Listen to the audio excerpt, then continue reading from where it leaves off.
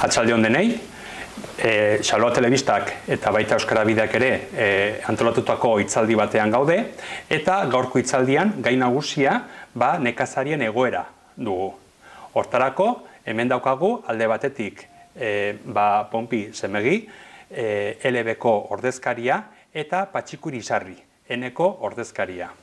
Arratsaldeon, bez, ni Ponpi Zentomari naiz, iparraldetik nator, LB Eskola Laborarien Batasunaren ordezkari bezala, eta nekazarian naiz Landibarren, bez, Benafarroan, semearekin, nire semearekin bez elkartea egina dugu, sozietatea, eta oilaskoak, ardi burubeltzak eta eskualtxerria azten ditugu, eta kasi denak zuzenki saltzen.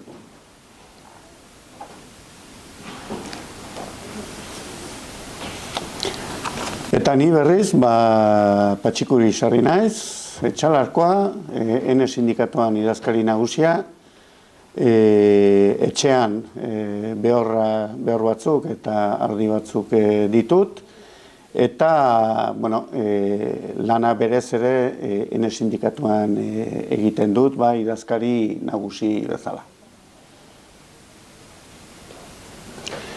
Eta sindikatuari buruz kontatu, azkenian gure ustez beharrezko tresna da, gaur den egunean laborariak etxeko lanatik aparte baditu nahiko arrangurua kanpoan, eta nekazal politika berriak eta horrelakoak ekartzen dituzte hainbat lan, gero hortik aparte administrazioarekin solasteko ere tresna garrantzitsua da sindikatua, eta sindikatuak, gure kasuan Nafarroak, Nafarro osoan egiten du lan, eta azkenian ordezkari zuzena da gobernuen aurrean hitz egin behar delikan, edo hainbat eskakizun egin behar direlikan, hortxe gaude.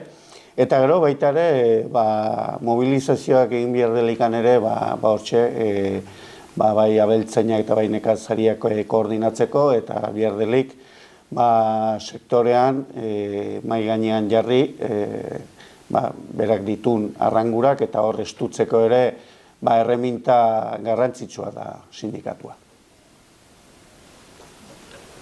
Patxikuk esan duen bezala, beharrezkoa da sindikatu bat, laborantza munduan ere. Iparraldean badakigu hiru herrialdetan biga badira osoki edo parte handi batean nekazaritzari buruz itzulia direnak. Sibiruan eta Benafarroan hainitz nekazari bada, oraindik, eta guk helbe bezala, gure zereginetan da, nekazari horien, gizon eta emazte horien, langile horien defendiatzea, baina ere beste guk pentsatzen, guk herriarentzat ona den modelo baten bultzatzea, laborantza herrikoia, iraunkorra, eta nekazarien laguntzea, eta ere biharko edo gaur danik imiltzen den, eta nekazaritza mota baten bereziki bultzatzea. Eta zehazin da mota edo pixka bat geografikoki nolakoa da adibidez zuen eremua, eta zehazin da mota, ze arrazak eta dituzuen? Zatitzen alda biztan, mendi aldea eta zelai aldea. Zelai aldean egiten da, eta hori bada kostaldean Lapurdin ere pixka bat, bereziki gero Benafarroan eta Sibiruan, hor egiten da gehiago zerreala, eta behiak, zerrealetan hartua, garia pixkat, eta behiak bereziki, eta gero bada ere ahate gizentzea, eta zerria pixka bat, galdu da hainitz.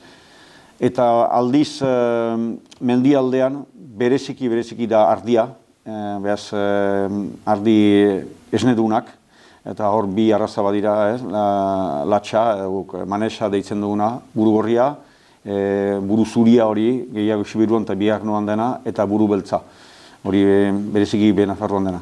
Eta behia ere bada, hauntz pixka bat, baina ardia da nagusiki. Eta ardi esneak sektore nagusia hori da, ardi esnea, eta horrekin egiten da ere sormarkan den oso ihati gazna. Antzi dut erraitea ere, mahastigintzak badu ere pizu bat, eta sormarketan naizeno, esperetako lapurdin hori gehiago, biperra, esperetako biperra, eta eskoltzegia ere. Lau sormarka badira, eta horiek importanta da, lurralde baten dako, oso ihati sormarka ardi esnean, mahastietan hori, baigorriko sormarka, iruligi, eta gero eskoltzegiarena eta biperra azkenik. Bueno, nik ze kontatuko, Nafarroa oso zabala da, eta kriston diferentziak badaude, toki batetik bestera, baina, bueno, nola LB-ko gure kideekin gauden hemen, gehiago mintzatuko naiz, Pirineotan eta muga egiten dugun toki hauetan ze azindamotak dauden, ez? Berak aipatu dituen horiek, hala da, bakarrik, badira ñabardura batzuk, ez? Hemen ere ardia izaten alda nagusiki, ardia behorrekin eta haragitako behiakin. Hemen ere ardiekin bi sormarka badaude, Erronkari eta Iriazabal.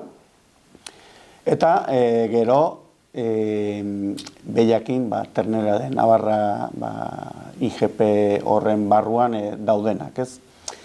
Gero, hemen, baztanaldian badaude esne behi granjak, hori bai, baina aldiz, botzigitan ez da bat, eta hor ikusten da, han badira hainbat eta hainbat fabrika eta jendea hor ari da lanian, igual hori da pixkat, iparraldean ere barnealdeko eta Lapurdi kostaldean dagoen diferentzia, ez? Badago lan egiteko aukera gehiago eta orduan jendeak bere etxe bazterrak utzi eta lanera joaten da horrat, ez? Eta gero, Panpik aipatu mahastigintza, hemen baztanen badago halako proiektu bat, hasi indira, ez dakit, iparraldera begiratu dute eta errandute ardoa egiten aldela eta hortan hasi dira. Eta gero, erlegintzare hor dago, haunitzetan ahaztua den sektorea, eta pixkat horrela, ez? Aipatu ditudan sektore horiek, hemen ditugun mendi hauetara lotuak dira, hemen toki malkartsuak dira, hemen adibidez dena gehiena belarra da, harto oso gutxi egiten da hemen, hori bai, Iruñetik bera, nahi dituzun harto alor guztiak topatzen alditugu, ez? Baina pixkat hori izanen zen berdintxu, eta gero, aipatu dituzuzuk txerriak, euskal txerriak, hemen orain dela 30 urte, baserri guztietan bazeuden txerriak, eta orain oso gutxi gelditzen dira. Badugu bat, hor euskal txerriekin ere ari dena, elkarlanian iparraldeko ekin, baina txerrien sektoria oso apalduta dago. Nekazaritza eta abeltzaintzaren kudaketen aldetik, ze aldeak ikusten dituzue iparralde eta hegoaldeen artean? Kudeaketa aldetik nik uste berdintxu dela. Azken finean, lan egiteko manera berdinak, hemen aldatzen alda, nekazal politika bateratuak, bi estatuak egiten aldituzten legediak eta hor sartzen aldire halako ñabardurak, ez?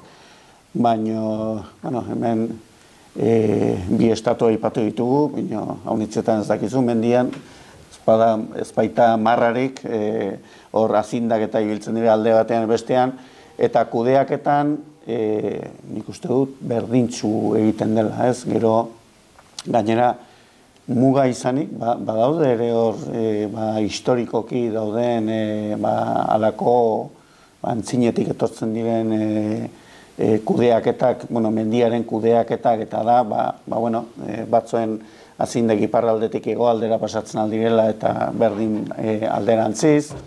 Eta gero, saiakerak ere egin dira, adibidez Euskal Txerriarekin, bi estatuetan jartzea hori, baina, badaude horrelako kontuak, baina berez berdintxu, erranen nuke. Bai, hori berak patxiko gaipatu du, ez, Sorogaineko eta kasuak edo, adibidez ez, iparraldeko kabalak eta hegoaldera pasatzea, eta hori badira tratu batzu eta historikoak eta oraindik funtzionatzen dutenak. Eta baina kudeantza ere orokorrean pentsatzen dut nekazaritza gaur egun eta hori ipaka edo aipatu dut nekazarien diru zati handi bat Europatik datorkigu eta hor badira beharrik, presioen, presioak nola ez diren mugitu edo urtetan, Europatik datorren laguntza horiek laguntzen dute, preseski, oraindik nekazarien hemen mantentzen Euskal Herri osoan. Eta baina guk kritikatzen duguna, frangotan da, Europatik datorren dirutza hori ez dela ongi banatua, ez dela ongi zuzendua, eta hobekiago nahi badugu benetan nekesia dituzten eskualdeak, hau da mendialdeak eta lagundu, diru laguntza hori behar direla hobekiago banatu. Orain arte eta baina alde txarra ere, beharrezko dira laguntza horiek, baina alde txarra ere badute, nola Europan diren, finkatuak horiek, eta den laguntza horiek ekartzen dute ere, baserriak beti haunditzea, beti kabala gehiago izaitea, laguntzak hain zuzen, emana baitira hektarean arabera, edo behi, ardi, zaldi, buruen arabera. Eta bez, horrek, Euskal Herrian historikoki izan dira baserri txikiak, mendialdean eta txipiak ziren, eta horiek dute ere lagundu, herriak bizitzen, baserri hainitz badelarik erran nahi du jende hainitz, eta hori mantendu dute ere mendialdea bizirik, eta hor espada kasu egiten, ohartzen gira, haunditzearen tendentzia hori izaiten aldera ere mendialdean. Hainitz tokitan ez da segidarik, edo solteroak direlako, edo aurrek ez dutelako segitu nahi baserrietan. Eta behaz, heldu da, hainitz baserri usten nahi dela, eta tendentzia da, auzuen artean banatzea, edo auzuek hartzea lur horiek ekarriko baitiote, gero oraindik laguntza gehiago. Eta gu hor bada borrokalatza amaiteko, badira bi norabide hor, eta iparraldean badira bi sindikatu batek hori logikoa bezala hartzen du, fatalismo oso da hartzen du, baserriak haunditu beharra direla, eta guk aldiz pentsatzen dugu fatalismo horren edo aurka behar dela borrokatu, beste inez, mendialdeko herri batean, pentsatzen alda, hemendik 20 urte muruan edo, bizpairu baserri izaitea, eta kriston eremuekin, eta hori badakigu leku politenak edo erresenak mantenduko direla, eta beste hainitz sasutuko direla, oian bilakatuko, eta behaz hor, zinez behar da kasu egin, nahi badugu herriak bizirik izaitea, eta hartzen aldut, hori adibide bezala, ez dakit aurten zen, edo joan den urtean, Nafarroan izan ziren kriston zuteak, eta zute horiek izan diren toki horietan, pentsatzen dut, duela 30-40 urte, bazirela hartzainak, bazirela bizia.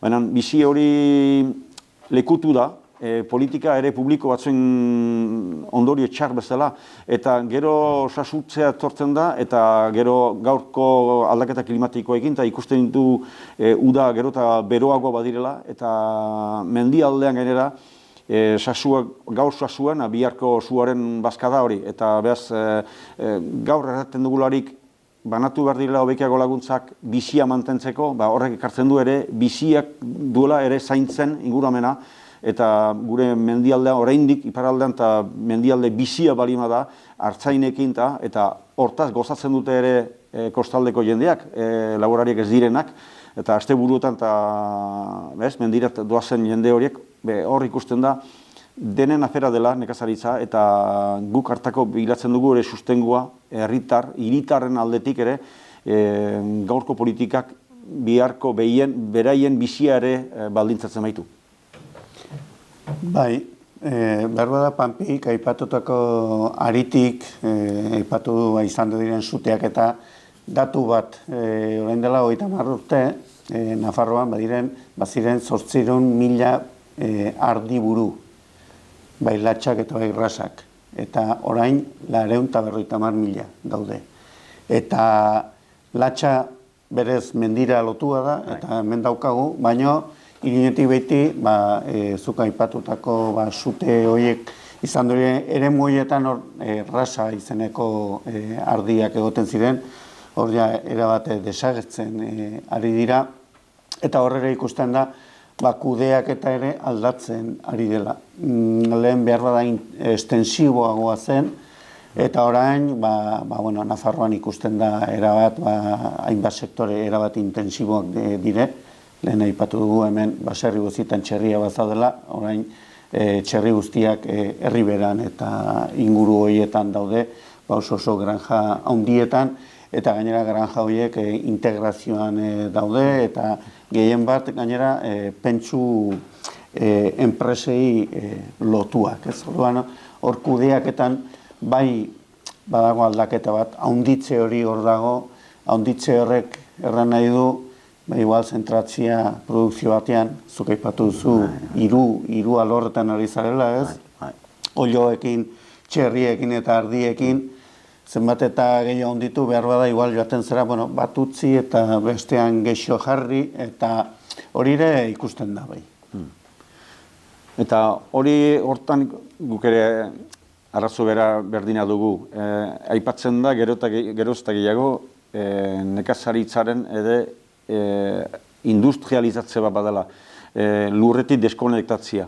Eta patxiko aipatzen dukan hori, zerri gintzan edo zerri ilana ikusten dena, izaiten aldira, herri batean 5.000 zerri, baina kanpoa ikusi gabe, granjetan.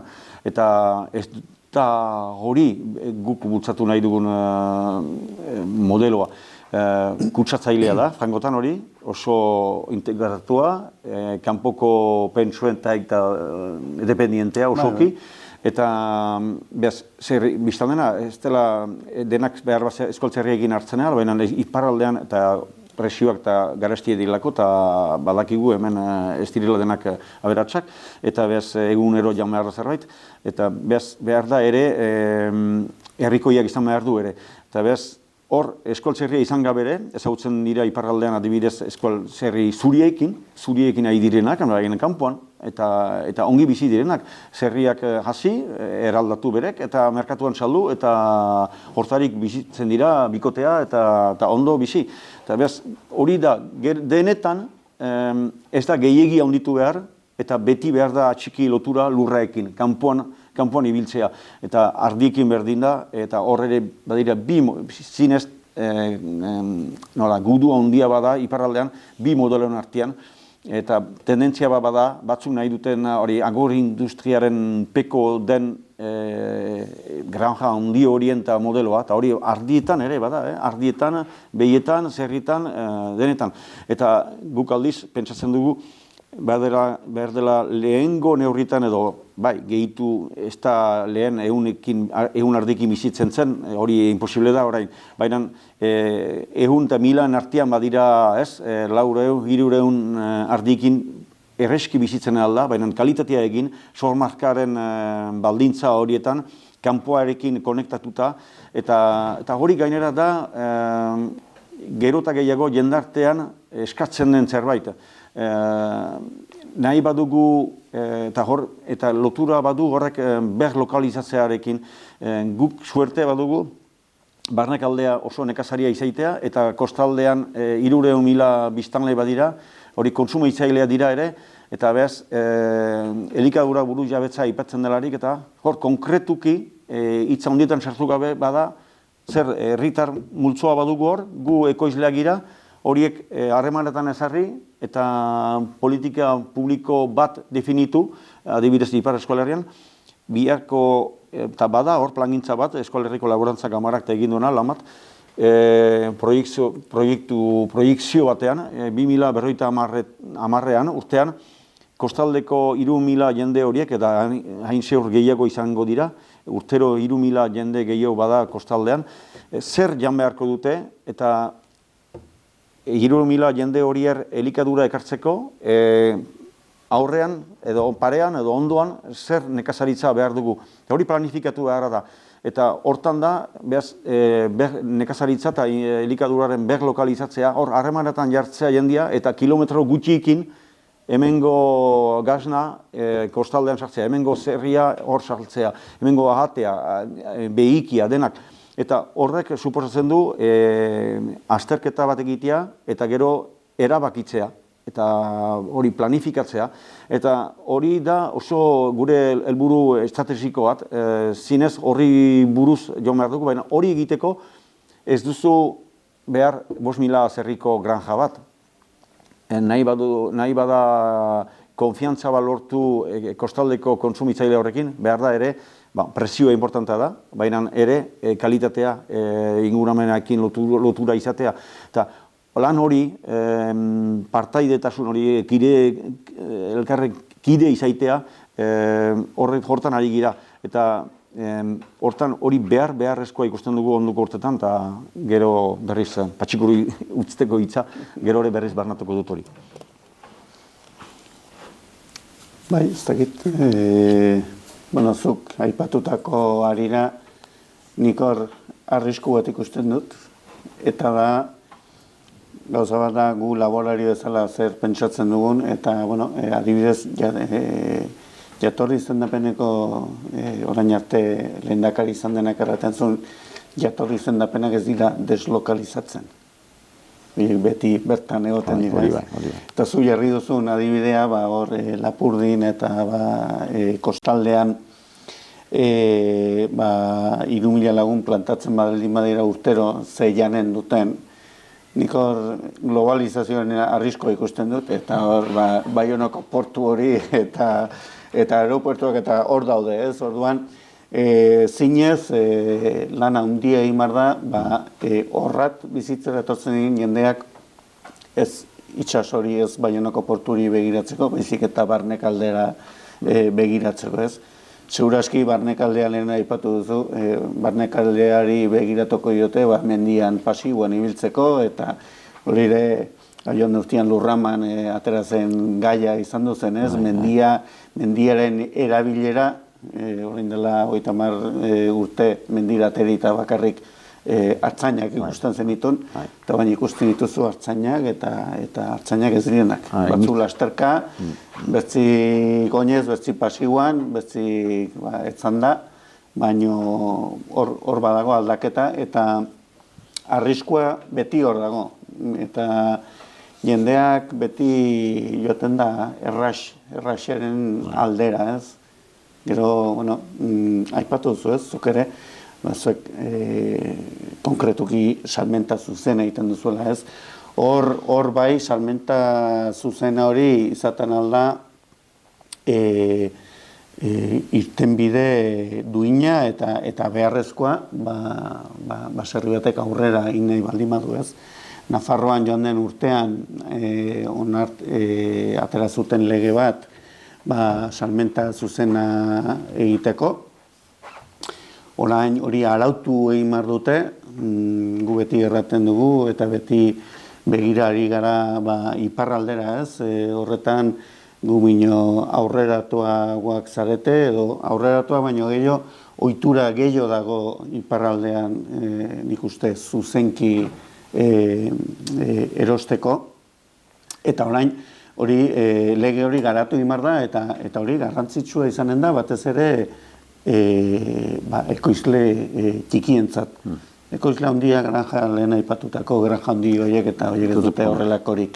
Ez dute salmenta zuzenarik behar, horiek hor dituzte supermerkatu handiak, eta hotxe dago beraien merkatua eta puskarik handiena ere hor dago, ez? Baina, hori ere garrantzitsua da. Ez da, aski zure mozkina ekoiztea edo egitea, orain jakin behar duzu baita ere saltzen. Eta, bai, pixkat horrekin zuzenki segitzeko edo barnatzeko, bai, zuzen, salmenta zuzenak ekartzen du hori ez, gain balioa eta duintasuna, baina ere, eta hor, arrisko bada edo ikusten dugu, ere, ez da denen nahia ere, hainitz nekazarik, denbora askoz gehiago behar da, ekoiztea gauza bada, eta saltzea beste bada, eta askotan beste ofizio bat. Eta ez da dener emana, edo ez dute denek hortan gusturik, hainitzek iparraldean, hainitz gerota gehiago, urtero plantatzen diren gaztetan, eta bada zati handi bat zuzenki saltzen duena, baina ez denek, eta beste horiek ere behar da aukera bat eskaini, eta hortarako iparraldean bada hori, ez nahikoa, baina kooperatibak sortzen dira, gazna munduan adibidez badira kistone enpresak,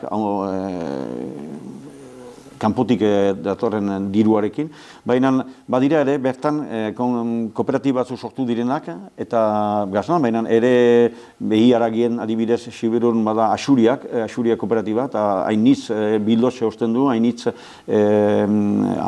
ternera, nortzen zuen, atxeak edo xahalak, eta behi gizen, eta eskoltzerrian ere badira kooperatiba txipiatzu, eta holako batzuk zuzenki salduko dute, eta bestetan gure lana da ere, eta kooperatiba horien bultzatzea, eta horiek este medio batzu baituzte, eta nekazareari erosi presio duin batean, eta berriz saltzeko.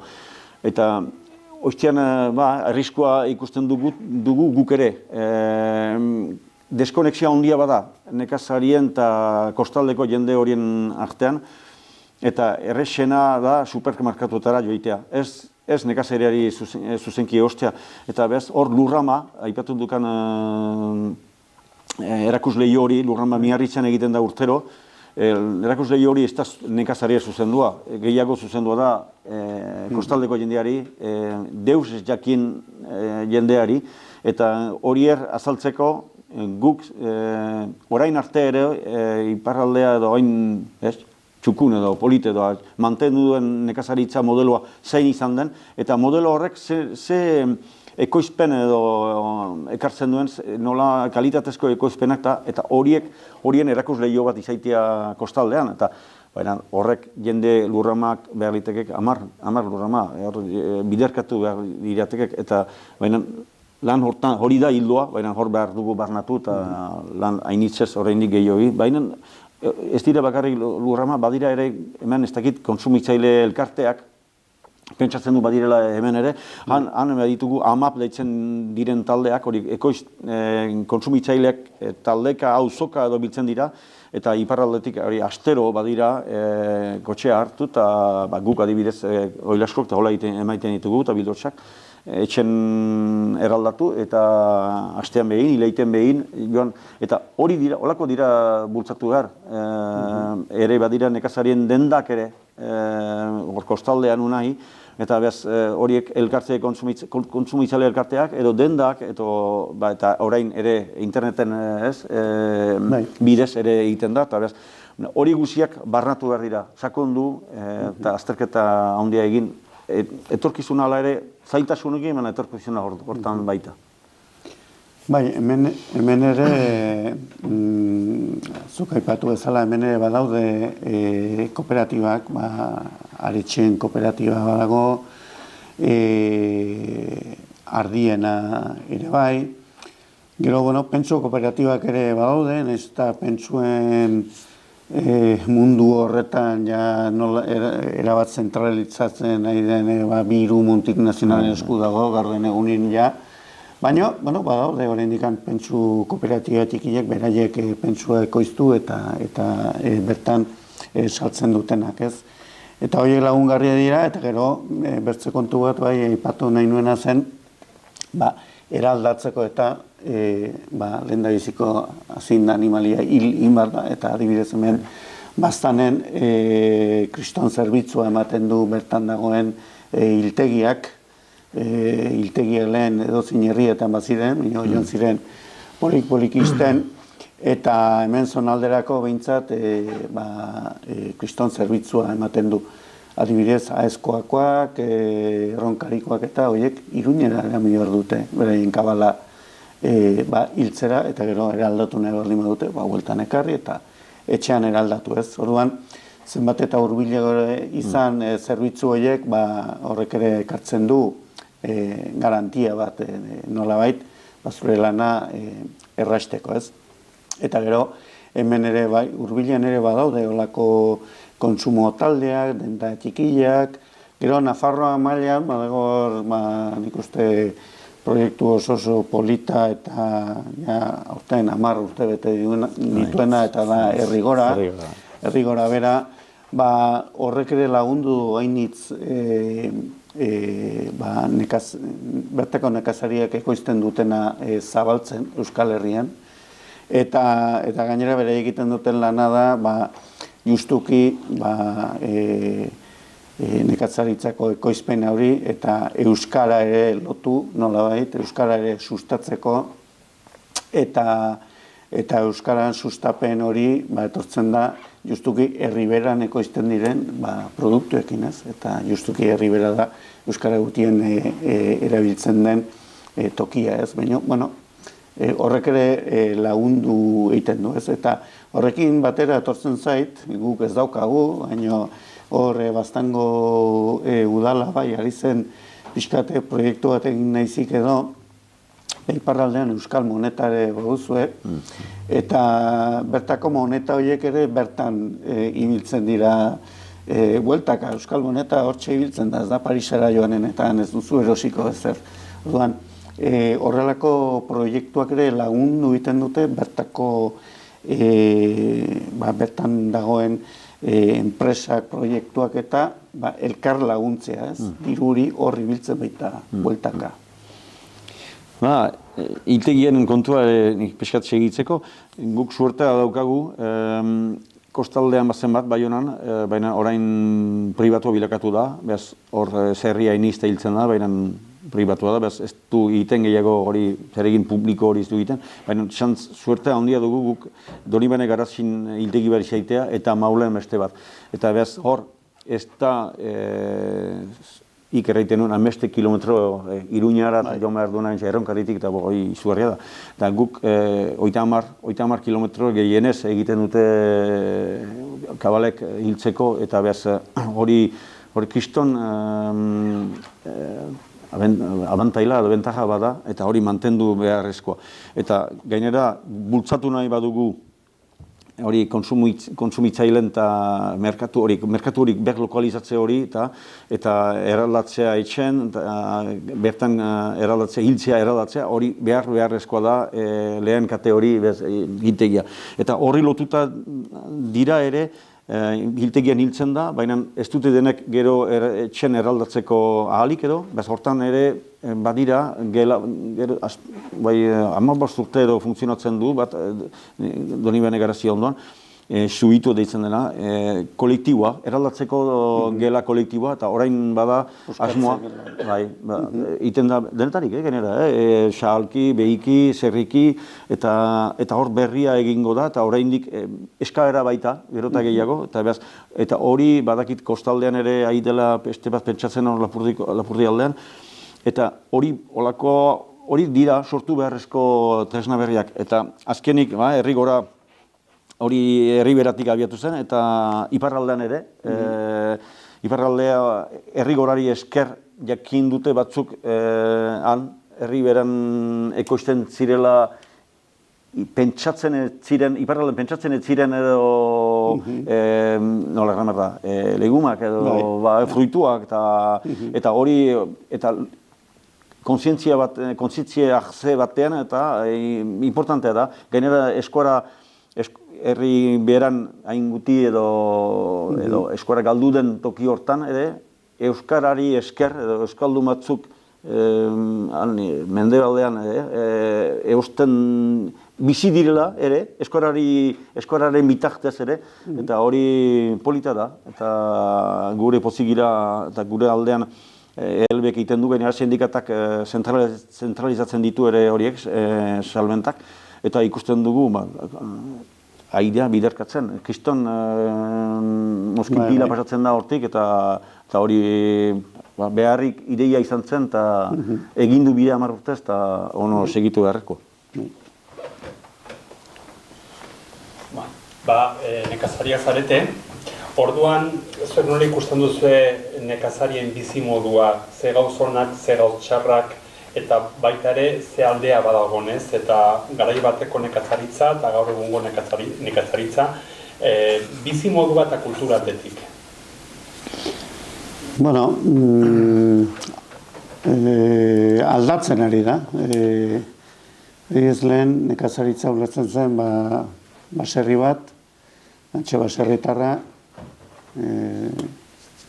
batzuk mutiltzara, baina bestiak ezkonduta, emakumeak gizona bezain beste lan egiten, eta orain hori pixkat aldatzen ari da. Badira oraindikan proiektuak, norbanakoak, bere baserrian egiten dutena aurrera, baina gero eta gehiago ikusten da elkartze bat, ez? Elkartzea behar da igual nahi arrebak edo lengusuak edo familiako norbait, osabailobak, elkartzea gero eta gehiago bizpahiru lagun eta halako kooperatiba bat sortu, edo batez ere lan baldintza duino batzutan ere lan egiteko, ez? Azken finean nekazaritza oso lotua da, egun guzietan animalia baldin badituzu behintzat, egun guzietan goiz eta arratsa hor egon behar duzu, eta gero eta gehiago ikusten dira proiektu kolektiboak, ez? Eta hor, elkarrekin lana hobeki egiteko eta lan duinago bat izateko, ez? Adibide bat jartzeko, eta hemen denak ezagutzen duguna, ez? Baztanen sagardotegi bat bazen, eta bada. Eta lehen sagardotegia persona batek eramaten zuen. Eta aldiz, orain, horreri segida emateko, hor elkartu egin dira, kooperatiba bat sortu dute, eta hortxarri dire 3 lagun, bera atzatik baute babes bat, baino jarraitzen du berdin, baino bertze modu batean, ez? Eta modu hori da nolabait, lan baldintzak eta duinago izateko asmoz, ez? Nik uste dut hor ikusten dela aldaketa nagusia, ez? Gero, noski, mekanizazioare hor dago, hemengo maldetan ez duzu alako irudietik beti ikuste dituzun traktoriak sartuko, baina mekanizazioa hor dago, baina dela 30 urte, igual, 30 ez gexo, sega nahitzen zen, gero segadorekin nahitzen zen, eta horrek ere errazten du, baina, ikusten dut hortik doala pixkat. Berdin, iparraldean historikoki lehenu baserriak izan dira familiarrak, hor bazen beti oseba bat, bikoteat, aurrak, beso hainiz bazen. Eta hori mekanizazioak ekarri du ere etzela hainbeste beso beharrik, aurrak ere eskolan gehiago joan dira, urrunago, eta aldatu da, soziologikoki baserria asko aldatu da. Azken 20 urtetan erraiten alda ere bikote gero eta gutxiago dela, askotan gizona da etxen, emaztea kanpoan edo emazteak ez zuen estatuturik ere, emaztea pixkat itzalian ari zen langilea zen. Orain suertez emazteak lortu du estatu bat eta errekonozimendu bat, eta gainera aprobetxatzen dut, aurten lurrama aipatzen genuen kostaldeko azoka horren lema da emaztearen tokia, eta ikusten da iparraldean gero eta gehiago gainera emazteak instalatzen direla ere, luzaz guti ziren edo itzalian, eta orain ikusten duen gaztetan eta emakume gaztean, neska gazteak eta instalatzen platatzen baserrietan, eta hori polita da ere, eta beste ikuspegi bat ekartzen du, gainera, beharrezkoa zena. Eta ere, ikusten da, iparraldean ere, gaztek aldatu da ere hortan, lehen dedikazioa osoa eskatzen zuen baserriak, denbora kabalekin, neguan ardikin lotuta zaude 6-7 hilabetez hor, eta hori aldatzen nahi da gaztek ez dute nahi edo nahi dute herrien ezagutzen beren laguna den langilearekin pareko bide bizi bat izan, eta horiek ere asteburutan albaute pixkat deskantzatu edo iande goizetan leheno sofrituik ere joan behar ginuen buruko minaekin ardi deiztera, eta orain ikusten da elkartzen direla, eta leheni badira elkarteak aita edo amaekin, hori transizio egiten duena, eta horri eskerreren erresten du, bat atzeratzea, bat kanpoa joitea, edo oporrak hartzea lehen hori ezinezko zen, etzen entzuten, nekazarik oporretan joiten, orain gero eta gehiago badira. Eta bez, elkarteak badira hori gaekak edo deitzen ditukunak, elkartzen dira bi gazte, 3, eta erresteko, denbora librea izaiteko, eta ere dena da kultura aldaketa bat, guk ez ginduen horri pentsatzen, oraingo gaztek uste dut badakitela hori konpontzen, eta ez da beti erresa, ez da beti lortzen, baina saiatzen diren hainiz, ikusten ditut ere lortzen, eta elkartze horri esker bizi erresago bat edo izaiten. Gero, bada beti errealismo ekonomikoa eta behar da kontu zibili behar da, baina aldaketa hor da. Bai, adibidez hemen bai ezagutzen dut kasuren bat, nun biru baserritarren artean langile bat hartu duten, eta orduan langile hori ibiltzen da bi aste baserri batean, beste bi bestean, langile horrek ere baditu bere egun libreak, baina horrek ere aldi berean arindu egiten du baserritarra biken lana, ez?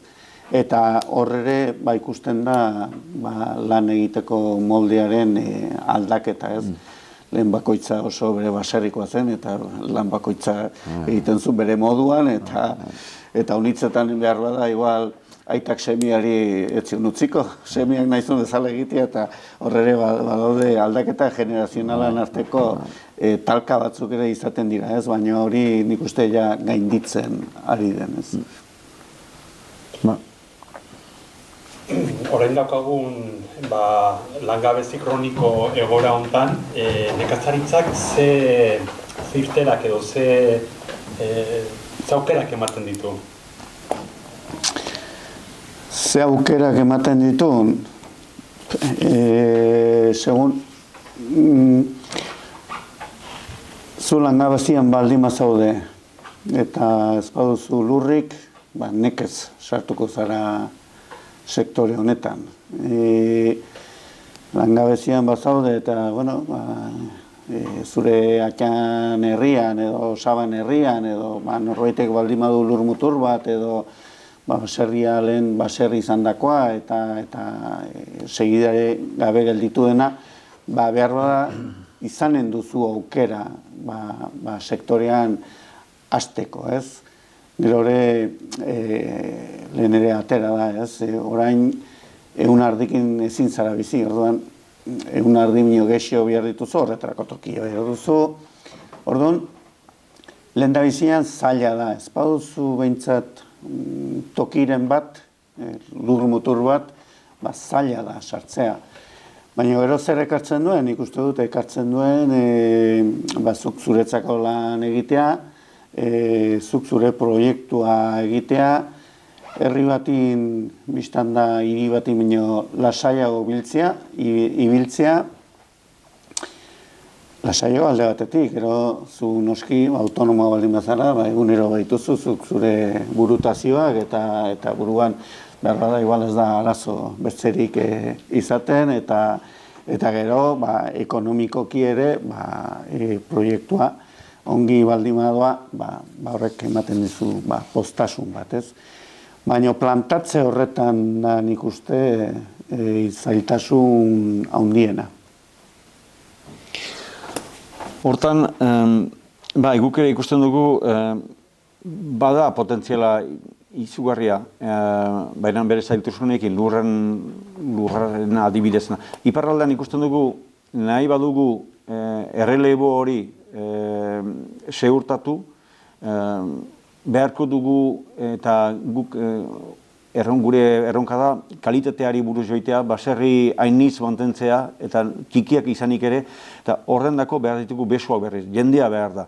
Eta kanpoko jendea ere, guk familiaz kanpotik datorren edo jendea deitzen dugu horri, bada fenomeno bat iparraldean, hemen ez dakit bat denez, ikusten da, Baionatik edo berrin Burdeosetik edo Parisetik eta datorren gazte batzu, orain lehen etzen fenomeno bat, 40 urtetan, adibidez, bikote batek edo gazte batek norabidez aldatzen da, ordu arte informatikana izan dena, eta ezer igual ez duela ezautzen, baina aldatu nahi du bizimodua, eta horitan badira hainiz amesten dutenak eta bidea laburra egingo dutenak, baina ikusten dugu esperientziaz ere, batzu badirela pentsatzen ez ginen jendea, etortzen da, eta ikasten du, eta badu borondatea Parisetik datorren iritik datorren jendea, eta hantxe mendi zoko batean, baina fenomeno berria da, eta guk ezagutzen ez genuena, baina bada hori, eta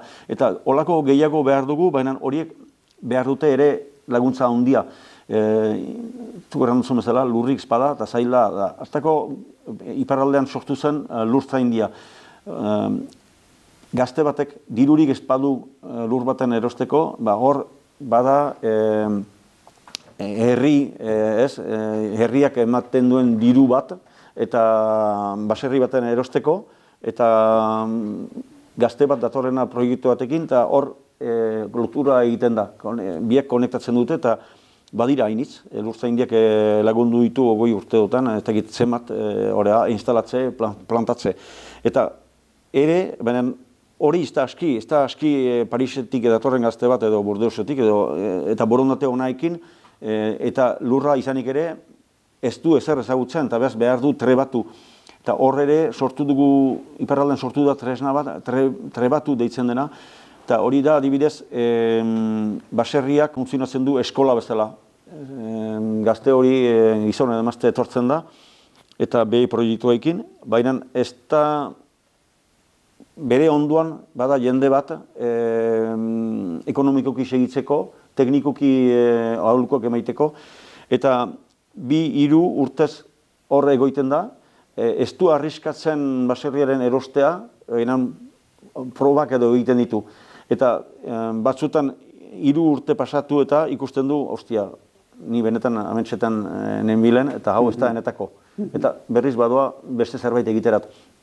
Baina ez da frakasorik bedaren, ez du dena erriskatu, ez du bankuan kriston prestamoik. Eta aldiz batzuk badira, lortzen dutenak, 3 urtez probak egin dituzte, eta ikusten da, hau atareko da.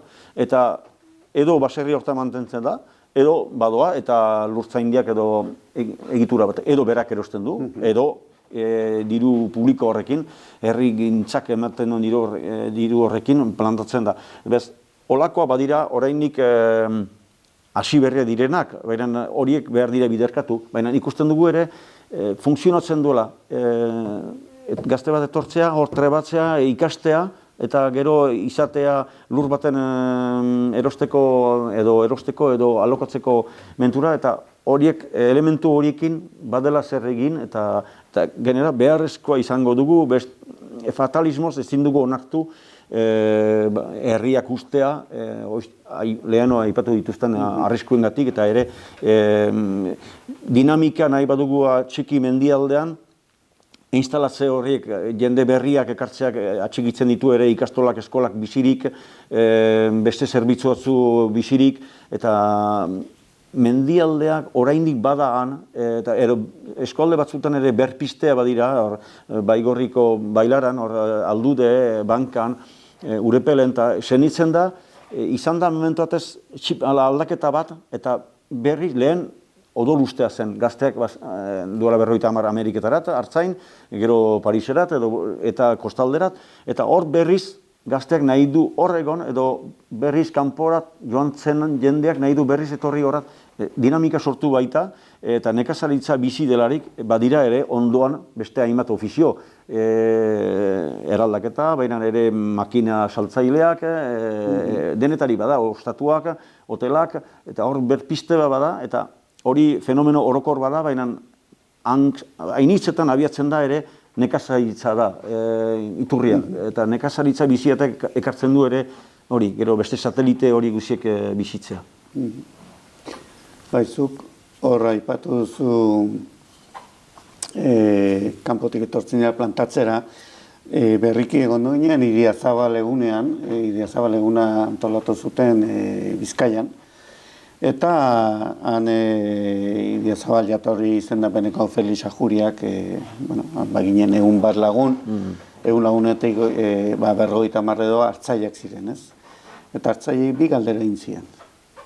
Lehena, ea zenbat egon ziren hartzaile eskolan, oinatik dagoen hartzaile eskolan, eta hor 20 bat lagunek edo esku altxatu zuten.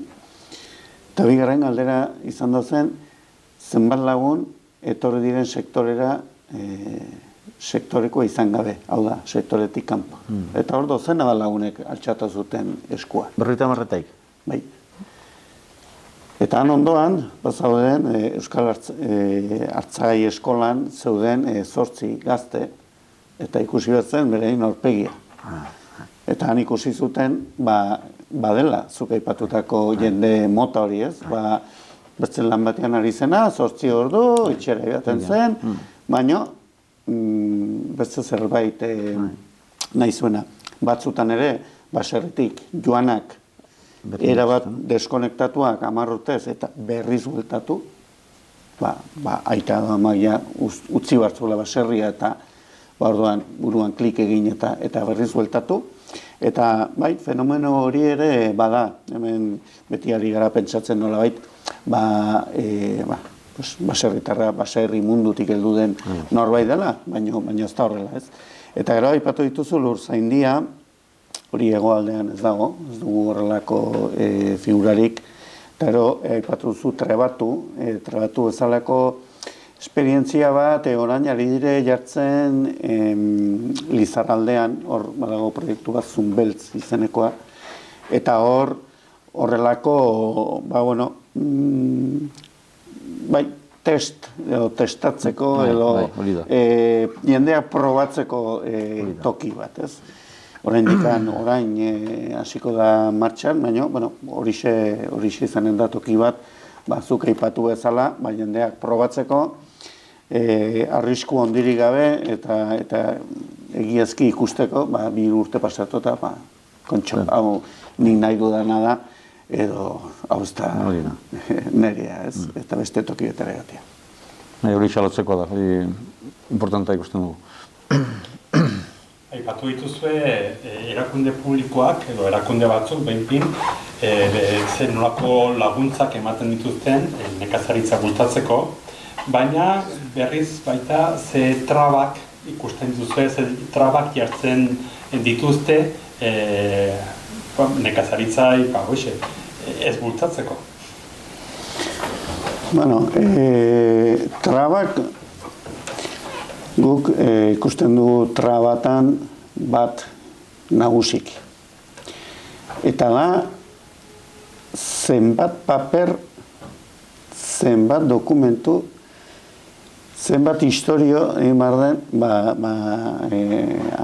animaloi batzuk ekoizteko edo letxuga batzuk salmentan ateratzeko, ez? Burokrazia ikaragarria da. Burokrazia ikaragarria da, eta nekaza politika berri honek, orain berritu denak, nik uste burokrazia hori, batez ere hemen hegoaldean, biderkatu ginen du. Herri direia, orain ikoskemak bete bat dira, pak egiterakoan hoien arabera landata berrituzu lurra modu batean bestean, hori dena apuntatu behar duzu, orain kuaderno digitala deitzen dena, hori martxan plantatuko da, hurrengo urtetik antzinera, eta horrek eskatu behar du, nekazari bateri, egunero ordu erdi bat, ordu bat egotea hor, egunean zehar induna hor liburu batean jartzen, ez? Ardiak txatatu ditu dela. Gorotza bota dutela, ez gorotza bota dutela halako partzelan eta halako egunetan. Abonoa bota dutela. Bueno, dena. Eta horrek ekartzen du jendea ere gogaitzea.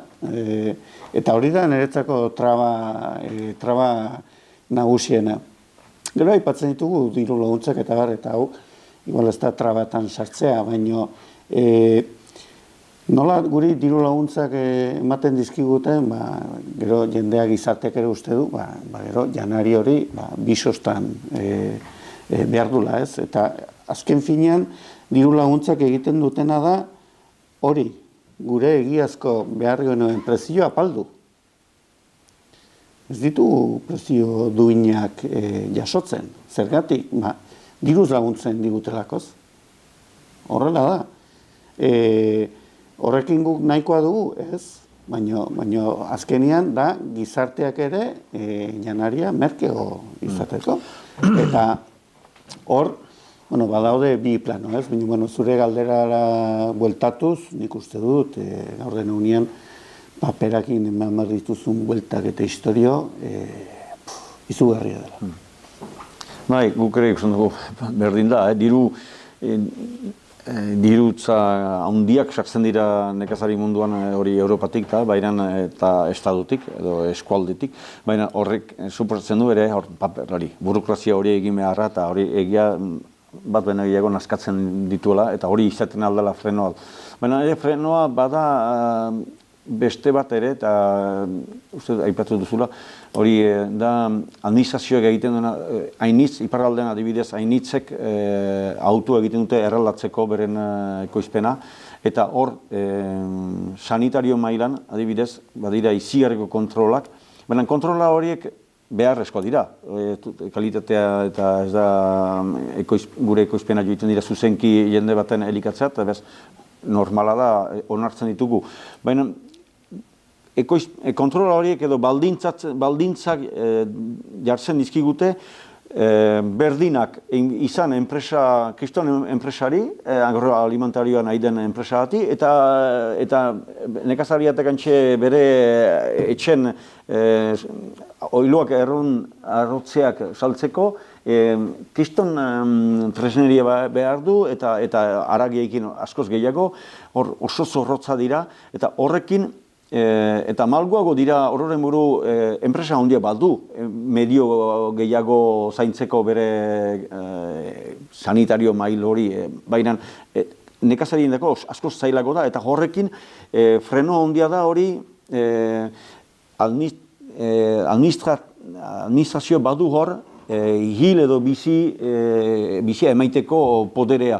Eta hori oso kaltegarria da, eta iparraldean ikusten dugu genera kabalen gexotasunekin, eta hor izan dira kriston kanpainak ahate egaztik gripeakin, eta milaka ahate hila hasi dituzte, hori zen ahatea zen baserritara initzen dako beren bizitzeko moldea, eta enpresa handi horiek segidan laguntza batzu jaso dituzte eta berriz importatu dute ahate haragia eta segitu ahal izan dute, baina baserritar bateri zuzen kontra gainera gaixorik etzen ahateak eta hiltzea eta hori nunbait antxe paben bulego baten erabaki dutelakoan edo Parisen erabaki dutelakoan eta hor zinez zuzengabekeria gaitza bezala sufritzen du edo jasaiten du nekazariak hori, administrazioaren pisu hori eta genera buru bustanik ez dituen neurri batzutan aplikatzen dituzte eta hori zorrotzegia direla genera eta zentzu gabeak eta horrek zinez desagertarazi ditu baserritar batzu eta ikusten dugu eta hori grabea da. Guk erraten dugunean behar ditugula gerota gehiago beso eta hor batzuk nola benetan kalitatea eta ekoitzi nahi duten eta jendea desertarazi dituzten, eta hori grabea da. Bai, aipatu duzu sanitarioki eta eraldatzeko ze zailtasuna diren, ikusiko dugu hemen Nafarroan lehen aipatu dut joan urtean legea egin zutela zuzenki salmenta zuzenarako eta eraldatzeko ere bai. Orain ikusiko dugu zer neurriak bete behar ditugun hori egiteko. Eta hor ere beldurra handia da zer nolako margena edo utziko duten edo lasoagoak izanen ote diren hainbat kontutan eta ez galdetzea enpresa handi bateri galdetzen diotena txiki bateri zeren haunitzetan enpresa handia baituzte kalitatean bakarrik ari den jende bat eta zu baserrien izan behar duzu kalitateko saltzailea, eraldatzailea eta dena ez. Eta ja, bukatzeko etorkizuna. Nola ikusten duzu bertako nekazaritzaren etorkizuna? Etorkizuna. Nekazariak izanen dira. Martxa honetan, handiagoak ere bai. Izanen dira nekazariak ere handitu gabe, beraien bizitzeko proiektua egiten dutenak herri txiki batean eta beraiek eraldatu eta bertze modu batean ariko direnak. Izanen dira nekazariak gero eta gehiago ekologikoan ariko direnak. Europak ere ematen du, 2030ko lurren 125 ekologikoan jarri behar zirela eta hori paperean jartzen da, baina hemen Nafarroan 108 dira eta badakigu 2030an ez diela inondik inora 125ara ailegatuko. Dena biziko goza, hor egonen delakoz baita ere, enpresa kimikoen eta presioak, nik uste dut hori ja atzeratu egin dutela 5 urte, zeren bide hori egiteak ekartzen du sekulako aldaketa baita ere, ez sektore barruan, baizik eta sektore inguruan ibiltzen diren hainbat enpresa eta hori ez. Orduan, Nafarroan kasuan, ikusi dugu, adibidez, txerrian aipatu dugu lehen ez, nola lehen baserri guztietan bazeuden txerriak orain ez da batean edo arras guztietan, eta txerri guztiak daude herriberan integratuak 1.000 txerri izan zen, eta horrelakoak badira, astakari bat, esneko behiak, Kaparrosoko granja hori 7.000 behikin, orain dela 30 urte Nafarroan 1.500 ustiategi bat zeuden. Gaur daguna, non gelditzen diren 130 bat edo. Eta behiak berdin. Eta litro berdinak edo gehiago. Nekazaritzak segituko du, nola, kriston aldaketak eta gero, zuk hasieran aipatu duzu ez, pixkate modeloaren inguruan, modeloa gero eta arrakala gehiago izanen da bi modeloen artean. Batzuk, ez ja intensiboak, baizik eta industrialak, intensiboa zaten alda, esnea ekoizten duna bat, intensiboa eta kanpotik erosi bazka eta behar da, 200-300 behi izan eta hori intensiboa da. Jari gara solasten ja intensibo industrial. Eta horietan dirua ere ez da nekazarien dirua. Putre fondoak daude hor, funtsak, badakete gainera guk egunero jan iten dugu, ohitura ona txarra den, egunero jan imar da, eta hor badago negozioa, eta enpresa handiak hor daude negozio horren atzean, hazien kontrola dela, laborategietan haragia egitearena, hemen Donostian ari dira egiten, nora goaz, ez? Gero aipatu zu, animaliaren ongizatearen izenean zer nolako korronteak sortzen ari diren, korronte horiek nori laguntzen diote, nekazariari ez, behar bada laborategiko haragi hori jateko bai. Orduan, arras izanen dira laborariak, baina arras diferenteak eta arrakala handiagoa ikusten du nik. Berdin, iparraldean ere badira hori, bi hildo. Gu pentsatzen dugu gureak nahi badu gainera kontutan hartu beharrezkoa dira ere beroketa klimatikoa eta hor baldira faktore batzu ezingo da segitu Brasiletik ekartzen soia eta gero hemen behien edo ardin edo zerrin gizentzen eta hori aldatu beharko gauza dira eta biharko baserria ikusten dut autonomoa, ekonomoa ere, autonomoa dependentzia guti duena eta posible da, gainera Eskolegiko Laborantza Kamara eta ditu lan handiak egiten du, bertan egiten da, proteina abandonatu zen, Brasiletik merkeago etortzen zelako, baina hemen posible da, adibidez, proteina egitea, eta belarra badakigu, herri berdea dugu, lehentasuna behar da belarrari, baina ere belarra ekin batian behar da proteina, kabalak ere behar du, gizentzeko, eta hori ere hemen egiten aldela, hori ere berlokalizatu behar dela, autonomoa, ekonomoa ere, gauza inala gutik, kanpotik erosi, bertakoa, eta horikin egin kalitatea. Eta hori kalitateekin mantendu gure baserriak bizirik eta baserri hainitzek herriak bizirik etorkizuna guk hortan ikusten dugu eta beste hilo hor da, bai, beti haunditzearena, kalitate txarra egiten duena, baina lehia hortan espero dut guk irabaztea, gainera gero eta gehiago herritar ere ohartzen dira, goitean aipatzen nuen, ez da bakarrik, nekazariak ez du bakarrik egiten elikatzearen funtzioa, egiten du ere baztaren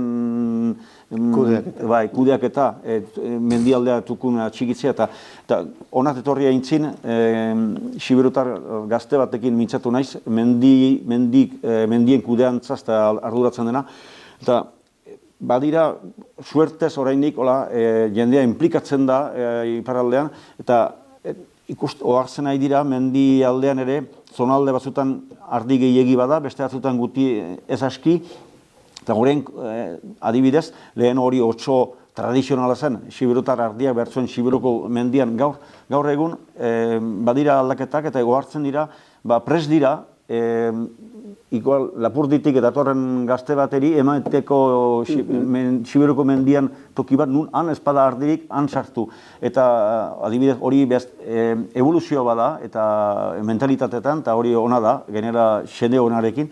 Eta ere, adibidez, Siberoko mendi horrek, eremua kudeatzen duen taldeak, eman du Eskolegiko Laborantza Kamarari diagnostiko orokor bat egiteko, nun bada gehiegi, nun ez da askita, eta hori guztiak bada burumuina berotzen duten batzuk aztertzen ari dira, biharko nekazaritza badaki gutxi aski nolako izan behar da, baina hori nahikeria eta gero praktikoki hori bidean jartzea badira, jendea ira, nik espero dut, konfiantzia badut, baikorra naiz, olako espirituak eta gaztetan eta ikusten da, jendea kuriosa, esperientzia eskolan formatua, baina ere bizi nahiaekin, eta olako jendea ateratzen bazaigu, bihar oraindik iparraldean, eta agian hegoaldean ere eskolerrian, eta bestetan ere, baserri mundua berriz biziko dela.